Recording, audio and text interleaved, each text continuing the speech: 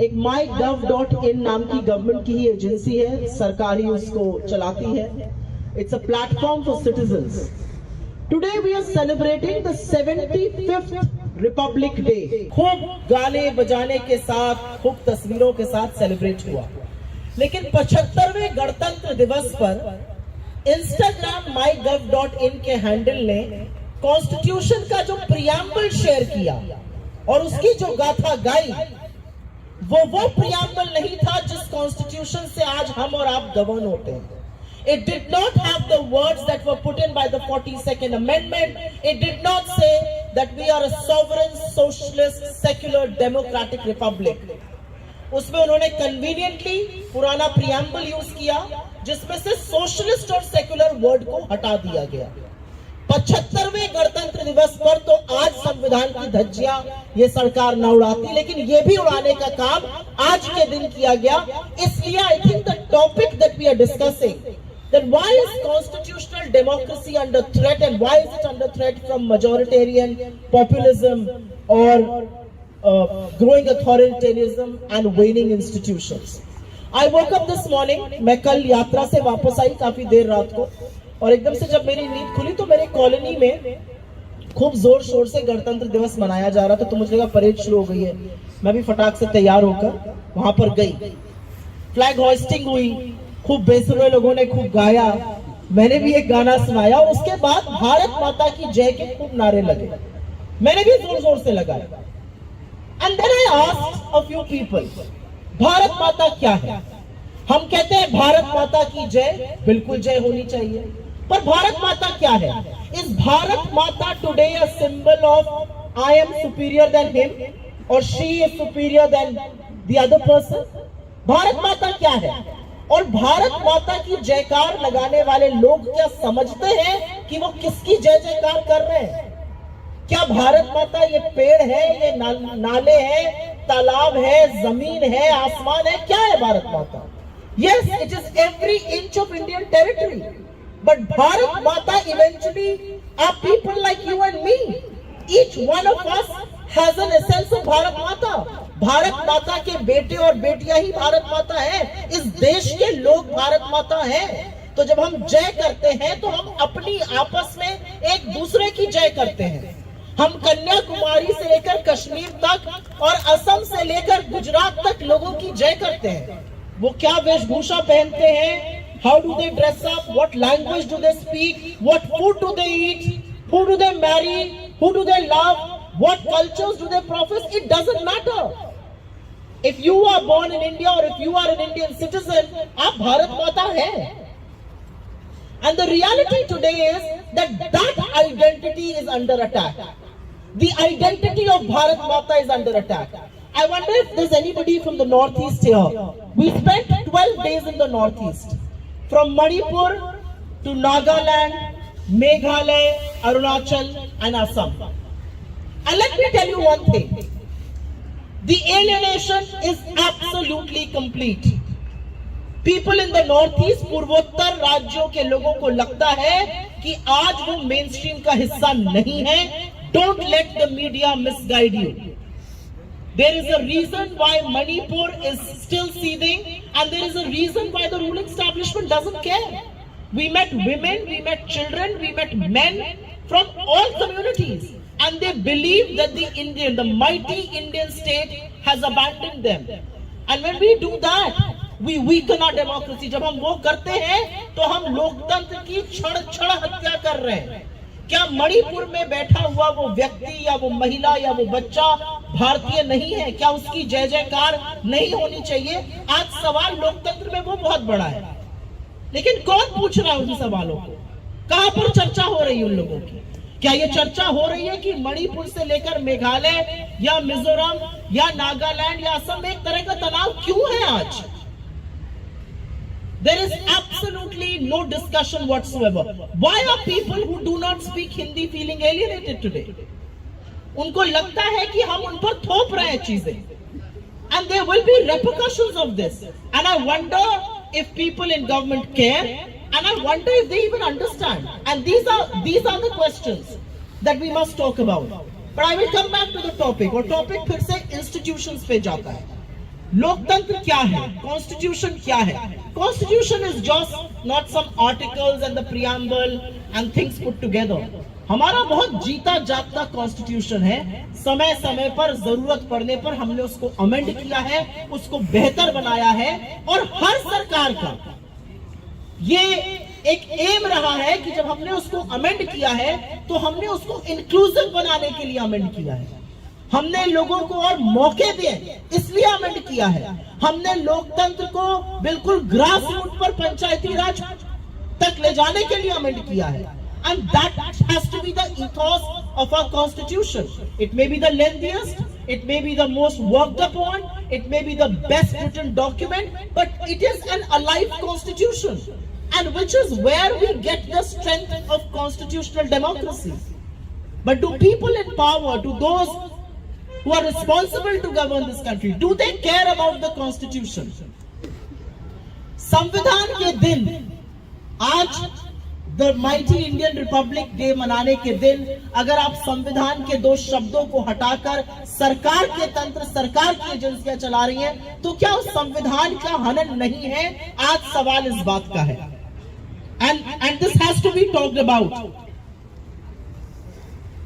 I think professor Shinde said institutions are being attacked. Institutions like yourselves. Why do you think institutions are being attacked? Why do you think JNU is being vilified? Why do you think people are labeled anti-national? ये देशद्रोही है।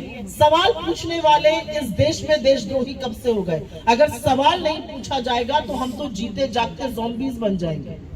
लोकतंत्र का पहला प्रमाण, लोकतंत्र का पहला परिचय, the very basis, the very ethos, the very essence of democracy is that we ask questions of our elected governments, of people who want to be elected, of things around. If all of us agree on everything, then that homogeneity, that consensus is very difficult, it's very dangerous. Given the diversity that we enjoy, given the diversity that we have, we must disagree, we must question, और इसलिए आज institutions under attack है। And एक बात राहुल जी कहते हैं और उसको मैं बहुत सोचती हूँ उस बात को।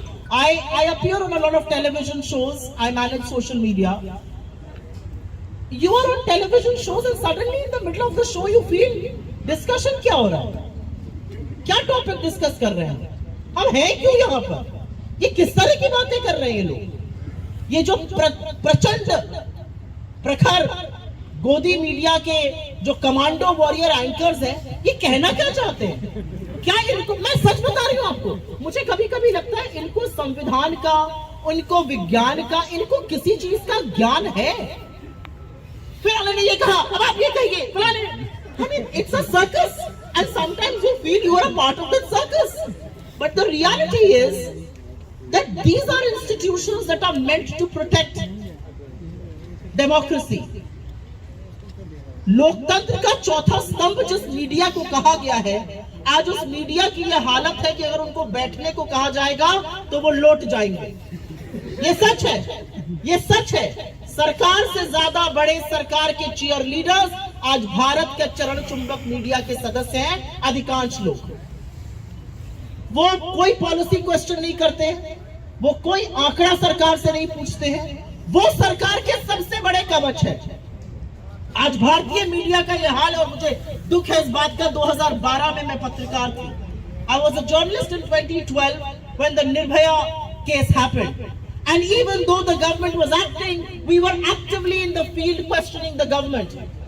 We knew that at 2:30 in the morning, Mrs. Gandhi and Dr. Saab were at the tarmac to send Nirbhaya for treatment, and they were also there, unfortunately, when she passed away. One knew as a journalist that Rahul ji was in touch with their family and he was instrumental in her brother becoming a pilot. But ये सारी बातें कभी कही नहीं गई, और हमने खूब सरकार से सवाल पूछा और जमकर सवाल पूछा। आज जब मणिपुर का वो विभत्स वीडियो सामने आता है, 78 दिन तक सरकार की चुप्पी सामने आती है, तो भारत का मीडिया, और मैंने 75 ज्यादा शोज किए उस पर, वो मुझसे ये नहीं पूछता कि ये क्यों हो गया, वो ये नहीं कहता कि गलत हुआ इन आदमियों के, औरतों के साथ, कैसे एक आदमखोर की भीड़ इन औरतों के साथ ये कह सकती है। The Indian media instead question, why was the video release now? Is that the question? Can that ever be the question?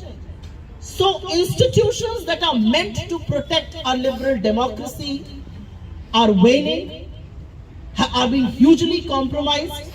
One example is media. A media that doesn't talk about joblessness, a media that doesn't talk about high prices, a media that doesn't want to discuss income inequality, a media that doesn't want to discuss scams, a media that doesn't want to discuss that how can the social media persons of the BJP in UP be molesting girls in IIT BHU. I have not attended a single show on that topic. जो television anchor आंखें तरे तरे कर सवाल पूछते और पूछती हैं आपसे, उन्होंने इस पर एक शो नहीं किया। एक शो नहीं हुआ कि इस देश में बेरोजगारी क्यों है। We call ourselves the youngest, I mean we have the largest youngest population in the world. What are we going to do about them? Who's talking about their jobs? You ask the question, आपको system से problem है, आप देशद्रोही हैं। So I don't think we need to go back to the very essence of democracy. The very essence of democracy is to question, and if that means you are labeled something, wear that as a badge of honor. Because that's what we are here for. If you are studying in an institution like JNU, you are obviously politically aware, you are impacted by what is happening. हम में से कोई तटस्थ रहकर आज तमाशबीन नहीं रह सकता है। अगर आपको लगता है कि ये फलाने के साथ हो रहा है, मेरे साथ नहीं होगा, तो ये आग तो लगी है और हर व्यक्ति इसकी जद में जरूर आएगा। उनकी गली तक रुक जाएगी और फलाने के साथ ऐसा हो जाएगा, ऐसा नहीं होगा। And I want to spend 2 minutes to talk about women, with all due respect to the men around. Who suffers most? सबसे ज्यादा प्रभाव लोकतंत्र के हनन का, सबसे ज्यादा प्रभाव ब्रूट मजॉरिटेरियनिज्म का, सबसे ज्यादा प्रभाव वेनिंग इंस्टीट्यूशंस का किसको पड़ता है? Eventually it is the women. I hate to play the women card. I think all of us are extremely empowered women. But our sisters around the country suffer the most. The worst brunt of the violence in Manipur that has gone on for 8 months has not been borne by men, has been borne by women. It is women who have suffered physical, mental, emotional violence. It is women who have suffered their children being killed. It is women who are living in relief camps. It is a woman who is molested. It is a woman who is raped by the people in IIT BHU campuses. So, at some level, we must understand that liberal democracy stands for everybody, but the whole idea of a liberal democracy is that equality होनी चाहिए। क्या है लोकतंत्र और क्या है हमारा संविधान और वो क्या कहता है? अगर मुझे एक शब्द बोलना हो कि संविधान ने एक चीज की गारंटी दी है तो वो इक्वालिटी है। इस देश का सबसे अमीर आदमी और इस देश का सबसे गरीब आदमी हमारे देश की संविधान की नजर में एक है। The richest person in this country and the poorest man on the street have one vote. इस देश के प्रधानमंत्री और सबसे बड़े नेताओं का और गांव में खेतिहर मजदूर का एक वोट है और ये हमारे संविधान की ताकत है। और जब ये ताकत खत्म होती है तो लोगों की ताकत खत्म होती है। ये जानना और समझना जरूरी है। हम संविधान बचाओ की जब बात करते हैं तो बहुत से लोग कहते हैं संविधान बचाओ का ये क्या खोखला नारा है। खोखला नारा नहीं है, क्योंकि आप और हम, चाहे वो जुडिशरी हो, चाहे वो अपॉर्चुनिटीज हो, चाहे वो तमाम चीजें हो, हम इसलिए इक्वल हैं, हम इसलिए समान हैं क्योंकि हमारे संविधान ने हमें वो ताकत दी है। It doesn't matter. You can be a multi-billionaire or you can be a daily wage laborer. Our constitution gives us that one right. We are equal in the eyes of law. और मैं क्योंकि महिलाओं की बात कर रही थी तो उस पॉइंट पर दोबारा से जाऊंगी। महिलाओं से ऐसा बैर है उन लोगों को जिनको लोकतंत्र से दिक्कत है, और बैर इसलिए है, और कहीं पर जब आप कल्चरल नेशनलिज्म की और कल्चरल रेनेसां की बात करते हैं उसमें महिलाएं कहां हैं? बहुत अच्छा भव्य मंदिर बना श्री राम का, अच्छी बात है, आस्था के प्रतीक है, बनना चाहिए भाई, बहुत बढ़िया हुआ। मैं अयोध्या गई थी, बड़ी बड़ी होर्डिंग लगी थी पूरी अयोध्या में, उस एक होर्डिंग में सीता की तस्वीर नहीं थी, सिर्फ श्री राम और साहब की तस्वीर थी। ऐसा क्यों है? If you believe in the religion that you think आप जिसके स्वयं ठेकेदार बन गए, you have become the self-appointed custodian of a religion that you think you are a self-appointed custodian of. That religion says, Hindu धर्म में तो व्यक्ति को जाना ही मां के नाम से जाता है। कौशल्या नंदन, देवकी पुत्र, अंजनन पुत्र, सीताराम, राधे कृष्ण, और आपने सीता को ही गायब कर दिया और आप स्वयं ठेकेदार बनते हैं रिलीजन के। So there is a dichotomy because women are very difficult to suppress. And I say this with all honesty. I know majority of you are men here, but it is very, very difficult to suppress women because they are the ones who fight the most, because they know that any waning of democracy is most lethal for them. इसके बारे में बात करनी जरूरी है। आज इस देश में जो डिस्कशन होना चाहिए वो ये होना चाहिए कि हरियाणा के बेरोजगार इजराइल जाकर काम करने को तैयार है। They are willing to go to a war zone. आज सवेरे मैं देख रही थी पुणे में एक वैकेंसी के लिए, हिंजनवाड़ी में जो आईटी हब है वहां का, 3000 लोग लाइन में लगे हुए हैं। And these are engineers. That is the crisis. The country is going through the biggest job crisis, but you do not see that as a point of discussion. You do not see that as a point of discussion because discussing that will strengthen democracy. Discussing that, finding a solution to this will strengthen democracy. There is a reason why people are being distracted. It's a strategy. ये कोई अपने आप से या का ये ऐसे ही अनभिज्ञता में नहीं हो रहा है। There's a complete strategy to it. There's a conspiracy against the youth, because if the youth get empowered, they will not be cannon fodder to the hate campaign that a section of our polity is trying to unleash. And I will in the end only say one thing. Our constitution guaranteed us rights and we became citizens of this country. 5000 साल की सभ्यता हमारी है। हम British rule में गुलामी भी हमने सही, लेकिन हमारे संविधान ने हमें इस देश का नागरिक बनाया, हमें भागीदार बनाया, हमें हक दिए। हम क्यों धीरे धीरे उस पद्धति में जा रहे हैं जहां पर हम नागरिक से प्रजा बनते जा रहे हैं? I think it's a very important point that we must ponder, that we must debate, that we must discuss, and we must notice how Indians at large are being treated as a populace. No, we are citizens of this country. Our constitution starts with our words. Hum Bharat ke log, we the people of India. The four most powerful words in the constitution are we the people of India. हम किसी की प्रजा नहीं है, कोई हमारा राजा नहीं है, लेकिन प्रजा बनाने की और राजा बनने की कोशिश बहुत चल रही है. So I do think when we talk about liberal democracy, I do think when we talk about brute majoritarianism, I do think when we talk about waning institutions, the core of all of that is that we are being reduced to being subjects from citizens. And it is we who have to reclaim that space. I don't think this is something that we can leave to our politicians. I don't think this is something that we can leave to our institutions or to our media. It's each one of us. हम सब नागरिक हैं, हम प्रजा बनने को तैयार नहीं हैं. आप हमारे चुने हुए प्रतिनिधि हो सकते हैं, आप हमारे राजा नहीं हैं. लोकतंत्र में और बाकी चीजें जो हो रही है उसमें यही अंतर है कि हम सिटीजन्स हैं, हमारी भागीदारी है, हमारा वोट सुनिश्चित करता है कि हमें कौन गवर्न करेगा. हम प्रजा बनने को तैयार नहीं है. I don't think I'll go on for very long. I think very eminent two speakers have given me company. We fight this every day, but this is not a fight. This is a very, very important battle that you can't outsource. जो सबसे जरूरी चीजें होती है वो इंसान खुद करता है. This is the battle of our existence. This is the battle of our हमारी पहचान की लड़ाई है ये. और हमारी पहचान अगर भारतीय है और अगर हमें लगता है कि संविधान ने हमें वो ताकत दी है तो ये लड़ाई हमें खुद लड़नी पड़ेगी. In whichever way possible. I am not saying for everything you need to take to the streets. In whichever way possible.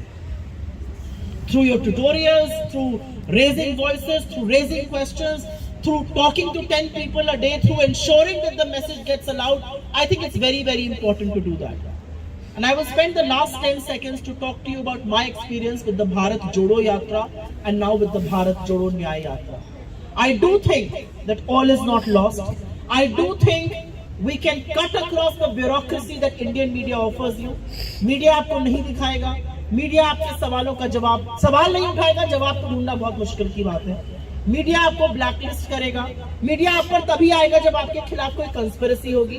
तो उसके लिए जरूरी है that you go directly to the people, and that's what is being attempted by the Bharat Jodo Nyaya Yatra or the Bharat Jodo Yatra. And trust me, people in this country, इस देश के DNA में प्यार है, इस देश के DNA में मोहब्बत है, और कितनी भी नफरत हो उस मोहब्बत को मिटा नहीं सकती है. So I do hope that we will all reclaim our democracy in whichever way possible. I do hope we will resist every onslaught that is being made to make us subjects instead of citizens. Because we must remember, it is we, the people of India, who wrest power to those who matter. Thank you. Thank you very much.